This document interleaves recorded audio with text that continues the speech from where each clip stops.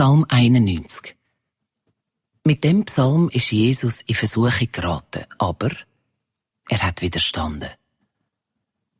Wenn du beim Höchsten am Schermen bist und schlafst im Schatten von dem, was drauf ankommt, darfst du zu ihm sagen: Du, meine Burg, bei dir bin ich sicher, dir kann ich trauen. Ja, er tut dich retten vor einer Falle, dass du nicht in ein Unglück laufst. Er nimmt dich unter seinem Flügel in Schutz. Dann kann dir nichts mehr passieren. Bei ihm bist du geborgen in seiner Treue.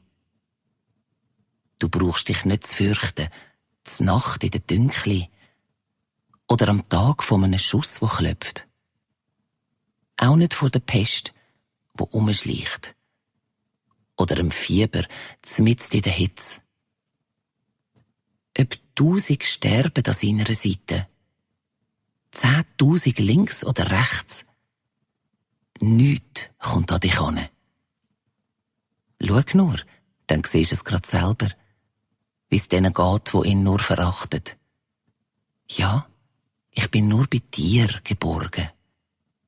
Nur bei dir. Wenn du unter dem Schutz vom Höchsten stehst, passiert dir kein Unglück. Und auch die Heime dürften nichts schaden. Er hat seinen Engel nämlich befohlen, dich zu behüten auf Weg und Steg.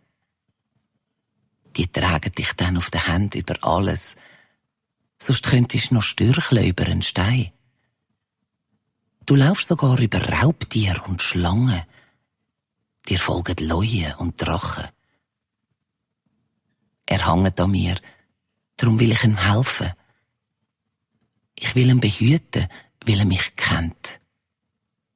Und wenn er mir ruft, gebe ich ihm Antwort.